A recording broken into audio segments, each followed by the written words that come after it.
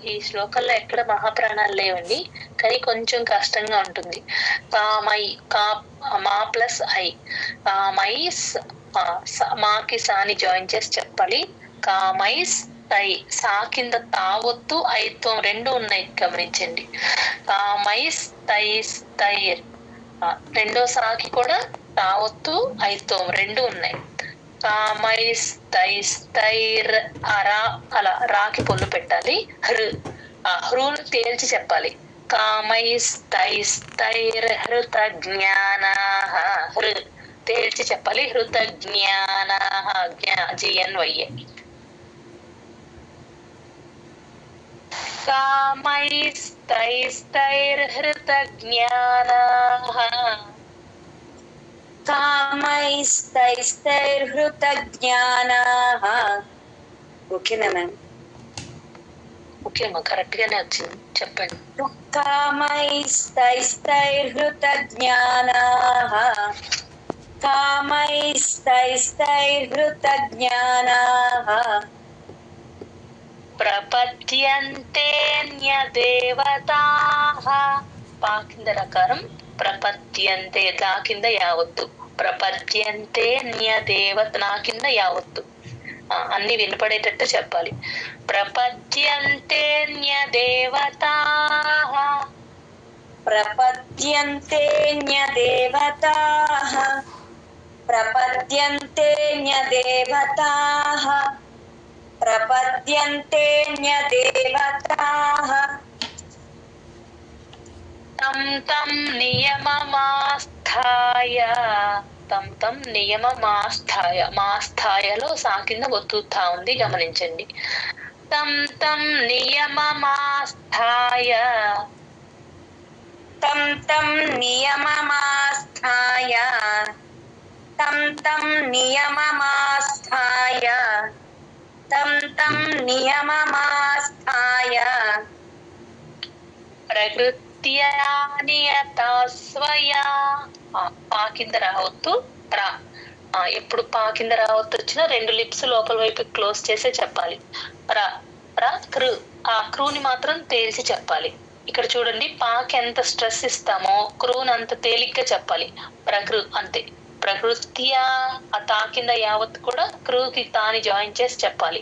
ప్రకృత్యా అలా, ప్రకృత్యా అనకుండా ప్రకృత్యా అలా రావాలి. నియతాస్, నియతా, తాకి సాని జాయిన్ చేసి చెప్పాలి. సా కింద సావత్తు వావత్తు ఉన్నాయి కదా, తాకి సాని జాయిన్ చేసి నియతా స్వయా అంతే. ప్రకృత్యా నియతా స్వయా, ప్రకృత్యా నియతా స్వయా, ప్రకృత్యా నియతా స్వయా, ప్రకృత్యా నియతా స్వయా. కామైస్తైస్తైర్హృతజ్ఞానాః, ప్రపద్యంతేన్యదేవతాః, కామైస్తైస్తైర్హృతజ్ఞానాః, ప్రపద్యంతేన్యదేవతాః, కామైస్తైస్తైర్హృతజ్ఞానాః, ప్రపద్యంతేన్యదేవతాః, కామైస్తైస్తైర్హృతజ్ఞానాః, ప్రపద్యంతేన్యదేవతాః. కామైస్తైస్తైర్, అరా కూడా వినిపించాలమ్మా. రా కొంచెం మళ్ళీ ఒకసారి చెప్పండి. కామైస్తైస్తైర్హృతజ్ఞానాః, అంతే, కరెక్ట్ గా వచ్చు. Okay, jail. తం తం నియమమాస్థాయ, ప్రకృత్యా నియతా స్వయా, తం తం నియమమాస్థాయ, ప్రకృత్యా నియతా స్వయా, తం తం నియమమాస్థాయ, ప్రకృత్యా నియతా స్వయా, తం తం నియమమాస్థాయ, ప్రకృత్యా నియతా స్వయా. कामैस्तैस्तैर्हृतज्ञानाः प्रपद्यन्तेऽन्यदेवताः तं तं नियममास्थाय प्रकृत्या नियता स्वया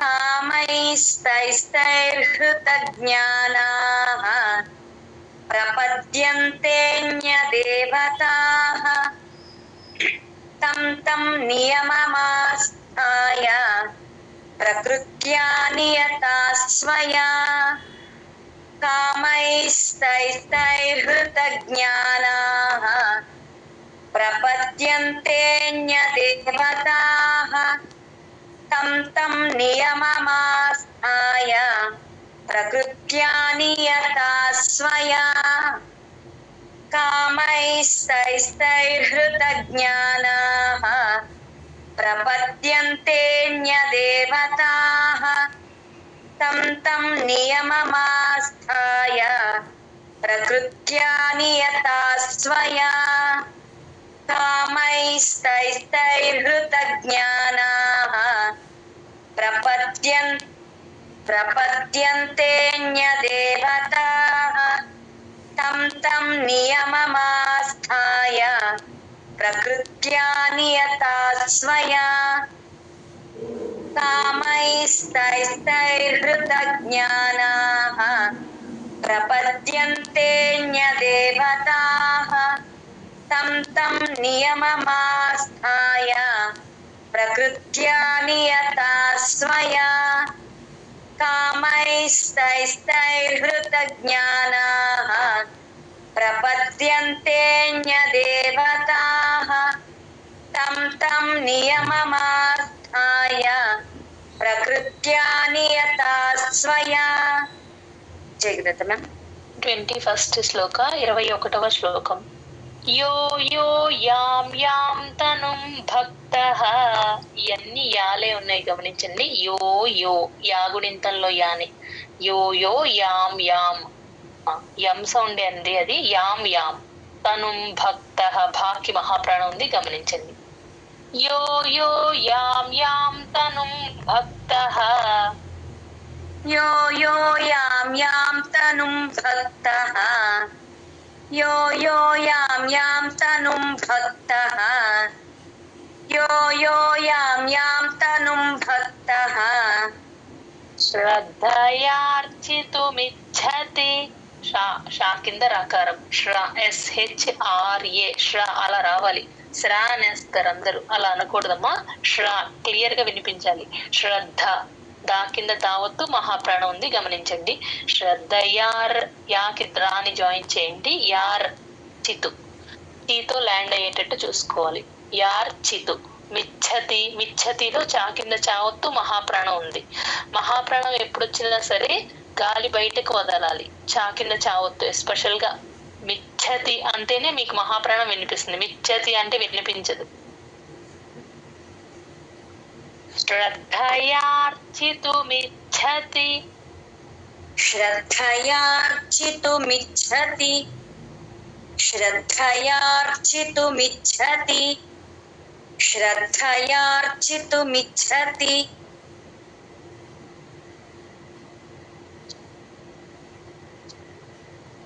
తస్య తస్యాచలాం శ్రద్ధాం తామేవ తస్య తస్యాచలాం శ్రద్ధాం. తస్య సా కింద యావత్తు. నెక్స్ట్ తస్యాకి సాకి దీర్ఘం ఉంది గమనించండి. తస్య తస్యా చలాం శ్రద్ధాం. ఆ షా కింద రాకారం క్లియర్ గా వినిపించాలి. ధా కింద దావత్తు మహాప్రాణం రెండు ఉన్నాయి. శ్రద్ధాం. తస్య తస్యాచలాం శ్రద్ధాం. तस्य तस्याचलां श्रद्धां तस्य तस्याचलां श्रद्धां तस्य तस्याचलां श्रद्धां తామేవ విదధామ్యహం. తామేవ విద తర్వాత ధాకి మహాప్రాణం ఉంది చూడండి. ఈ ఫస్ట్ ధాకి యూజువల్ గా విధ అనేస్తూ ఉంటారు. ఫస్ట్ దాకి మహాప్రాణం లేదు ఇక్కడ గమనించండి. విదధామ్యహం మెమరైజ్ చేసినప్పుడు ఇది కొంచెం గమనించుకోండి. ఆ ఫస్ట్ దాకి లేదు, రెండో ధాకి మాత్రమే విదధ అది కొంచెం ప్రాక్టీస్ చేసుకోండి అందరు. విదధామ్యహం మా కింద యావత్తు, హం ఆహా కూడా క్లియర్ గా రావాలి. తామేవ విదధామ్యహం తామేవ విదధామ్యహం తామేవ విదధామ్యహం తామేవ విదధామ్యహం. ధాకి కొంచెం ఎక్కువ వస్తున్నట్టుందమ్మా, స్ట్రెస్ కొంచెం తగ్గించవచ్చు ఈసారి. ఓకేనా? యో యో యాం తనుం భక్తః శ్రద్ధయార్చితుమిచ్చతి. యో యో యాం తనుం భక్తః శ్రద్ధయార్చితుమిచ్చతి. యో యో యాం తనుం భక్తః శ్రద్ధయార్చితుమిచ్చతి. యో యో యాం తనుం భక్తః శ్రద్ధయార్చితుమిచ్చతి. తస్య తస్యాచలాం శ్రద్ధాం తామేవ విదధామ్యహం. తస్య తస్యాచలాం శ్రద్ధాం తామేవ విదధామ్యహం. తస్య తస్యాచలాం శ్రద్ధాం తామేవ విదధామ్యహం. తస్య తస్యాచలాం శ్రద్ధాం తామేవ విదధామ్యహం. యో యో యాం తనుం భక్తః శ్రద్ధయార్చితుమిచ్చతి తస్య తస్యాచలాం శ్రద్ధాం తామేవ విదధామ్యహం. యో యో యాం తనుం భక్తః శ్రద్ధయార్చితుమిచ్చతి తస్య తస్యాచలాం శ్రద్ధాం తామేవ విదధామ్యహం.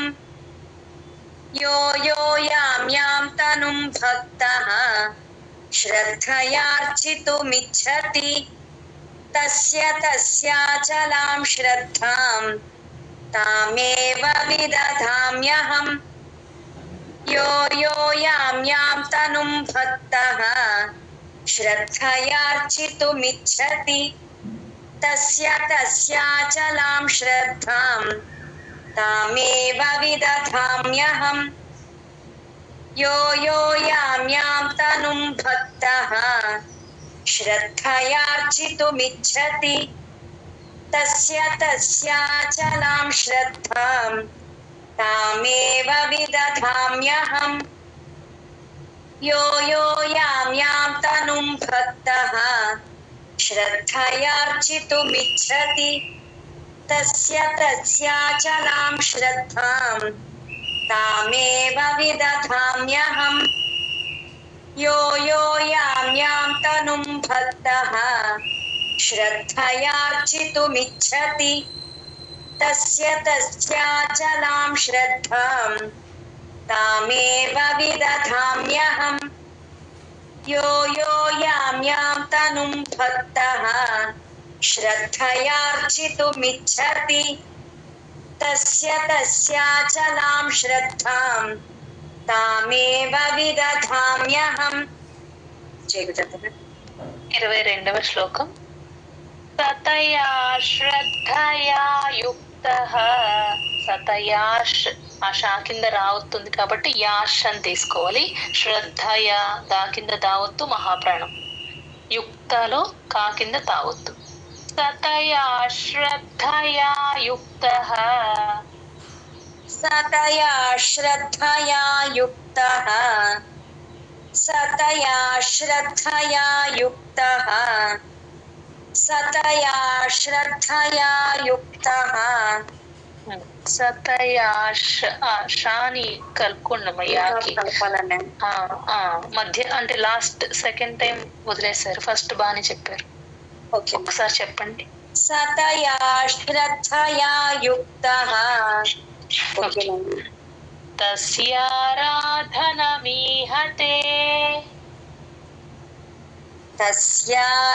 తస్యారాధనమీహతే तस्याराधनमीहते तस्याराधनमीहते లభతే చ తతః కామాన్. లభతేలో భాకి మహాప్రాణం ఉంది. లభతే చ తత, తత పక్కన విసర్గ హెచ్ సౌండ్. కాముందు ఎప్పుడు విసర్గ వచ్చినా హెచ్ సౌండ్ లాగే చెప్తాం. తతః అలా గాలి వదలాలి అని. తతః కామాన్ అంతే. ఆ నా కూడా క్లియర్ గా వినిపించాలి కామాన్నలో. లభతే చ తతః కామాన్. लभते च ततः कामान् लभते च ततः कामान् लभते च ततः कामान् కామాన్ అంటే నా కింద నా ఒత్తులాగా అయిపోతుంది చూడనమ్మా. కామాన్ అంతే అంతే. कामान् అంతేనమ్మా.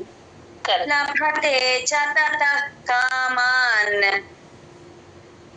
మయైవ విహితాన్ హితాన్.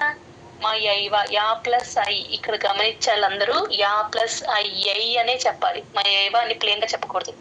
ఏకి ఏత్వం లాగా వచ్చేస్తుంది అందరికి. ఇది ఒక్కసారి చూసుకోండి. ఐకారం ఎక్కడొచ్చినా ఆ అక్షరానికి ఐ జాయిన్ చేసుకోండి. యా ప్లస్ ఐ అలా అలా జాయిన్ చేసుకున్నప్పుడు మీకు ఇంకా అక్కడ మిస్టేక్ రాదు. మయైవ విహితాన్ హితాన్ అంతే. మయైవ విహితాన్ హితాన్. मयैव विहितान् हितान् मयैव विहितान् हितान् मयैव विहितान् हितान् ततया श्रद्धया युक्तः तस्याराधनमीहते. ततया श्रद्धया युक्तः तस्याराधनमीहते सतया श्रद्धया युक्तः तस्याराधनमीहते सतया श्रद्धया युक्तः तस्याराधनमीहते लभते च ततः कामान् मयैव विहितान् हितान्.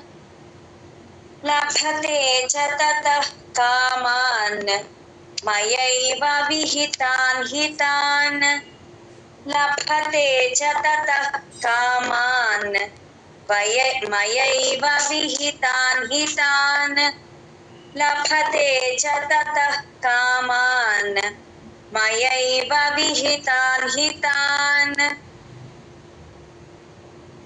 ततया श्रद्धया युक्तः तस्याराधनमीहते. लभते च ततः कामान् मयैव विहितान् हितान्. सतया श्रद्धया युक्तः तस्याराधनमीहते लभते च ततः कामान् मयैव विहितान् हितान् सतया श्रद्धया युक्तः. ఒక నిమిషం. సతయ జాయిన్ చేస్తున్నారు కానీ ఇంకొంచెం క్లియర్ గా పలకొచ్చు. సతయాష్. Okay ma'am. సతయా శ్రద్ధయా యుక్తః. ఇప్పుడు ఓకేనా మ్యామ్? ఓకే అమ్మ, కంటిన్యూ. సతయా శ్రద్ధయా యుక్తః తస్యారాధనమీహతే లభతే చ తతః కామాన్ మయైవ విహితాన్ హితాన్ సతయా శ్రద్ధయా యుక్తః తస్యారాధనమీహతే లభతే చ తతః కామాన్ మయైవ విహితాన్ హితాన్ తతయా శ్రద్ధయా యుక్తః తస్యారాధనమీహతే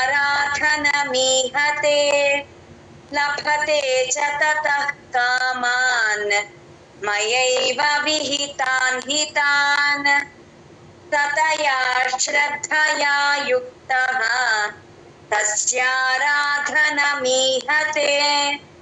లభతే చ తతః కామాన్ मयैव विहितान् हितान् ततया श्रद्धया युक्तः तस्याराधनमीहते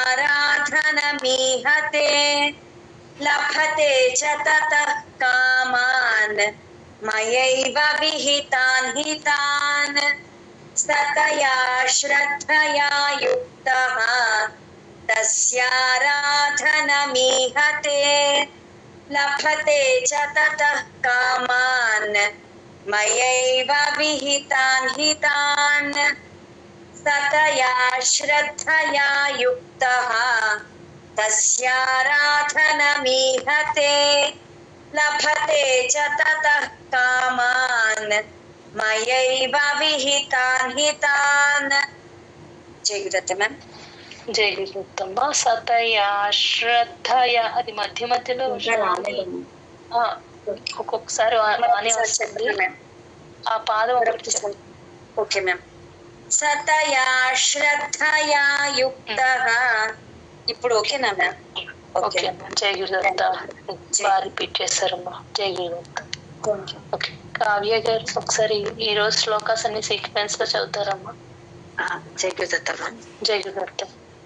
दैवी ह्येषा गुणमयी मम माया दुरत्यया मामेव ये प्रपद्यन्ते मायामेतां तरन्ति ते न मां दुष्कृतिनो मूढाः प्रपद्यन्ते नराधमाः माययापहृतज्ञानाः